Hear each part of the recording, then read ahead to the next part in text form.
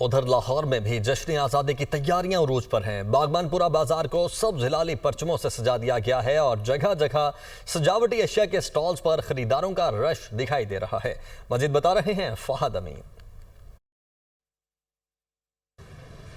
जी बिल्कुल, मुल्क भर की तरह लाहौर में भी जश्न आज़ादी की तैयारियां अरूज पर हैं। गलियां, मोहल्ले, बाजार और बड़ी बड़ी इमारतें जो है वो दुल्हन की तरह सजाई गई हैं। सब्ज़ हिलाली परचम जो है वो जगह जगह लहरा रहे हैं। मैं इस वक्त लाहौर के इलाके बागबानपुरा बाज़ार में मौजूद हूँ। अगर मेरा कैमरामैन उमैर रईस आपको दिखा सके तो मेरे पीछे आप देख सकते हैं कि इस पूरे बाज़ार को सब्ज़ हिलाली परचम से जो है वो सजा दिया गया है। बड़ी मोहब्बत और बड़े मिली जोशो जज्बे के साथ जो यहाँ के लोग हैं उन्होंने इस बाज़ार को सजाया है।